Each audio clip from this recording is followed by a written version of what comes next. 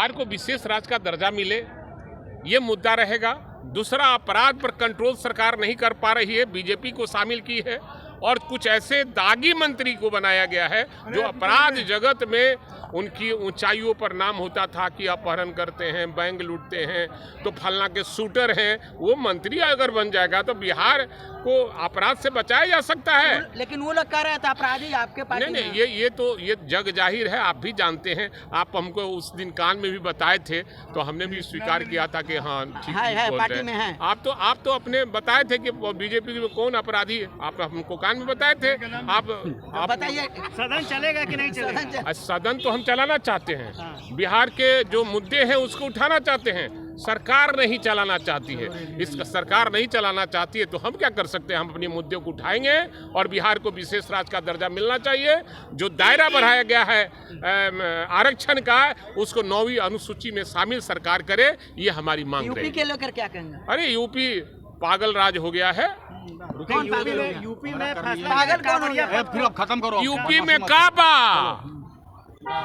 वहाँ धर्म के नाम पर लड़ाई बा और कुछ नहीं खे। जब बोर्ड जो है, चलो निरंजन, अरे भाई वो सब मोदी और योगी का ये खेला है, वो खेला समाप्त हो जाएगा। सब्जी का रंग कौन रंग में, अभी कदीमा को कौन रंग में रखिएगा? पीला है तो भाजपा का कलर थोड़े है, ये हरा है तो क्या ये मुसलमान का कलर है? तो सब्जी का रंग, ये तो सब्जी एक उदाहरण दिया हमने। सब्जी के रंग को बांट दोगे, तरकारी के रंग को बांट दोगे, फिर कहोगे नहीं ये सब्जी अमुक जाति का है, वो सब्जी अमुक जाति का है या अमुक धर्म का है, इसको आप खाइए उसको नहीं खाइए। यह दर्शाता है, हमारा ये जो प्रदर्शन है ये एक तरह का यूनिक प्रोटेस्ट इसलिए हमने किया है ताकि दिमाग में घुस सके कि जो फरमान है उत्तर प्रदेश का वो गलत फरमान है, उसका संविधान से कोई मतलब नहीं है। कपड़ों के रंग को बदल पाओगे, आकाश आसमान को, तो इसीलिए यह प्रदर्शन जो है एक तरह का सिंबॉलिक प्रदर्शन है। सिंबल ये कहता है, संविधान लेकर के हमारे राजेश जी आए हैं कि असंवैधानिक काम करने का जो काम उत्तर प्रदेश के फरमान ने किया है, यह फरमान गलत है, इसको वापस लेना चाहिए। और अंडा गठबंधन के जितने लोग हैं गठबंधन में शामिल, जो आहिस्ते आहिस्ते बोल तो रहे हैं कि असंवैधानिक फरमान वापस होना चाहिए, साग सब्जी का रंग क्या आप बदल पाएंगे? कपड़ों का रंग बदल पाएंगे? जो लोग यहाँ से लेके वहाँ तक जाते हैं बर्फानी बाबा को देखने के लिए, दर्शन के लिए जाते हैं, वहाँ जाते हैं अपना वैष्णो देवी जाते हैं, वहाँ मुसलमान उनको पीठ पे सवार होकर के खिदमत करता हुआ जाता है, तो क्या उसको भी बदल देंगे? सब्जी हरा है कि पीला है कि लाल है, सब्जी का कोई रंग नहीं है, इसको भी रंग के आधार पर क्या बांट पे? ये सिंबल है बहुत बड़ा। सब्जी के भी बहुत सारे कलर होते हैं, कलर के बुनियाद पर मुद्दे हैं। और मुद्दा बिहार का भ्रष्टाचार, बिहार का लॉ एंड ऑर्डर, बिहार में करप्शन, बढ़ती बेरोजगारी, ये सारे मुद्दे हैं और ये मुद्दे हम लोग बड़े पैमाने पर वहाँ उठाने वाले हैं। सवाल का जवाब इस अंडा गठबंधन की सरकार को देना पड़ेगा। बिल्कुल बिल्कुल, आरक्षण के सवाल को लेकर सदन के अंदर जा रहे हैं। अरे भाई, हम लोग तो महागठबंधन के लोगों ने तो 65% आरक्षण बिहार के पिछड़ा, दलित, अति पिछड़ा ट्राइबल्स को हमने दिया, लेकिन ये नीतीश कुमार जी भाजपा के साथ मिल गए और हाई कोर्ट में ठीक ढंग से पैरवी नहीं हुई और हाई कोर्ट ने खारिज कर दिया। अब ये कह रहे हैं कि सुप्रीम कोर्ट जाएंगे।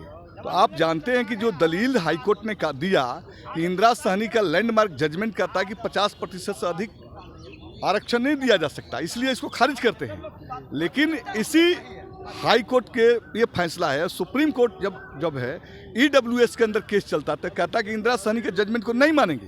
तो हाई कोर्ट और सुप्रीम कोर्ट को चरित्र को तो हम लोगों ने देख लिया, वहाँ आरक्षण विरोधियों की बड़ी जमात है, उनसे कोई उम्मीद नहीं है।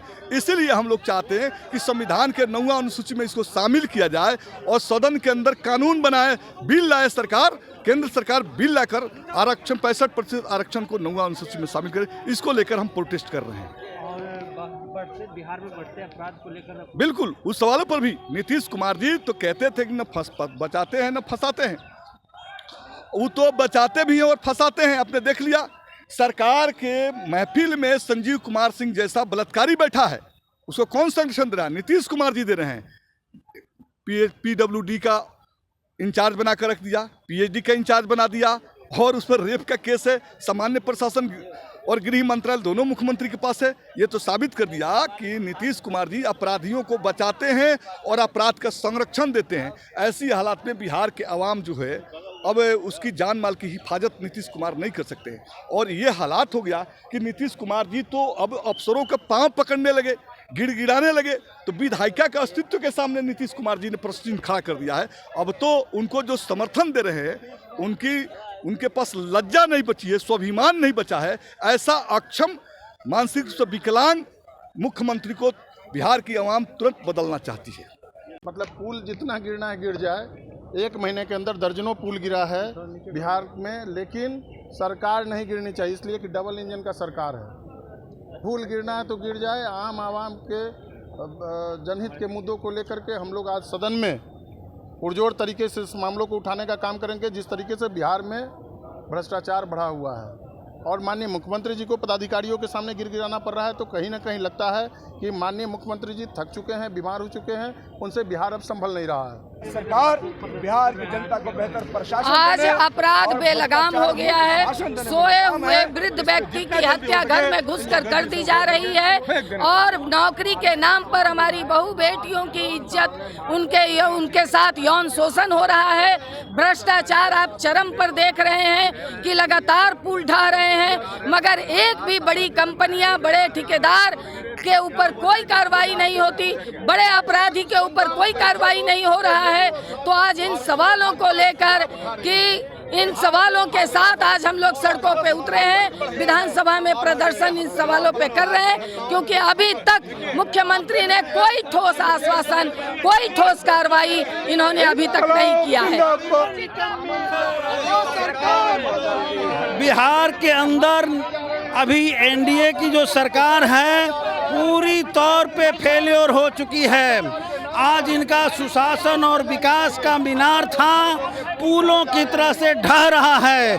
आज पूरे बिहार के भीतर अपराधी बेलगाम होकर के हत्या, लूट, अपहरण, चिंताई कर रहे हैं। हर आदमी आज सुरक्षित स्थिति में है। वहीं सामंती ताकतों के द्वारा गरीबों पर भी हमले बढ़ा दिए गए हैं। मॉब लिंचिंग की घटनाएं बढ़ रही है।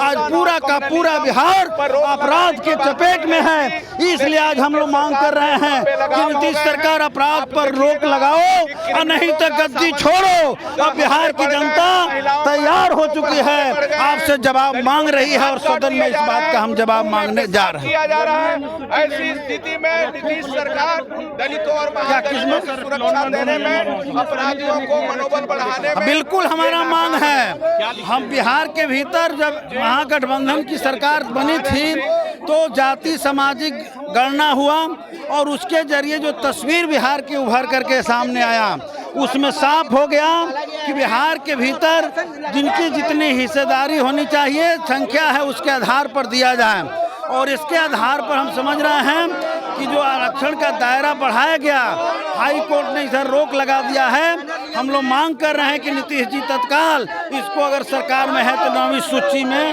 लाने का काम करें ताकि आरक्षण सुरक्षित हो सके। बिहार में पुल की तरह शासन व्यवस्था ढह चुका है। रोज पुल ढह रहा है, रोज मर्डर हो रहा है। ये जो भ्रष्टाचार है, अनियंत्रित आपराधिक गतिविधियां हैं, इसको सरकार नियंत्रित क्यों नहीं कर पा रही है? बिहार की जनता को खौफ के माहौल में जीने के लिए क्यों सरकार छोड़ रही है? ये मुद्दा हम लोग विधानसभा में उठा रहे हैं। सरकार से जवाब चाहते हैं, बिहार की जनता जवाब चाहती है। हम लोग मांग कर रहे हैं कि 9वीं अनुसूची में शामिल कीजिए। अगर कास्ट सर्वे के रिपोर्ट के आधार पर आपने देखा कि बिहार के अंदर दलितों की, पिछड़ों की, अति पिछड़ों की क्या स्थिति है, तो उसके आधार पर आरक्षण का दायरा बढ़ाया गया। लेकिन केंद्र की सरकार, मोदी सरकार कभी चाहती नहीं थी कि आरक्षण बढ़े, इसीलिए इसको 9वीं अनुसूची में शामिल नहीं किया गया। अगर 9वीं अनुसूची में शामिल कर लिया जाता तब ये समस्या नहीं होती कि केंद्र इसको खारिज कर देगा या कोई कोर्ट इसको खारिज कर देगा। 9वीं अनुसूची में शामिल करवाइए, अगर मंशा आपकी सही है तो। यही हम लोग मांग कर रहे हैं। मैं कह रहा हूँ, मैं अपने क्षेत्र के जनता की पीड़ा को लेकर यहाँ पर आया हूँ। यकीनन है लॉ एंड ऑर्डर का मसला व्यापक है और पूरे बिहार का है, लेकिन सीमांचल का सबसे बड़ा मुद्दा जो है वो कटाव है, वो विस्थापित का मामला है। वहाँ पर हमारी दर्जनों बस्तियाँ विलीन हो गई। सड़क पुल पुलिया कटकर विलीन हो गए, सरकार की अरबों की क्षति हुई है, जनता की अरबों की क्षति हुई है, और वहाँ पर 50 हेक्टेयर ज़मीन जो कृषि की भूमि है वो नदी में विलीन हो गई है। लेकिन सरकार कहती है जब योजना बनकर आती है तो बेईमानी करके उसको वेट एंड वॉच में रख दिया जाता है और पूरा गांव आज विलीन हो गया है। जिम्मेदार कौन है, इस पर बड़ा सवाल हमारी तरफ से है। सदन में ये सवाल रखेंगे? यकीनन सदन में भी रखेंगे, सदन में भी रखेंगे। जिस तरह से लगातार बिहार में हो रहे अपराध को उसको भी रखेंगे। मैं कह रहा हूँ जंगल राज कहते हैं ये दूसरों को, कहना चाहिए अगर जंगल राज था। ये किसका राज है? ये राक्षसों का राज है।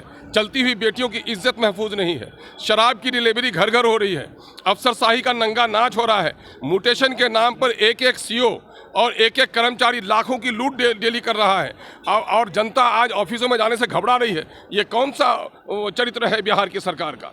ये लोकतंत्र की हत्या इन्होंने की है और अफसरशाही को सर पर किसी ने चढ़ाया है तो उसका नाम नीतीश कुमार जी है।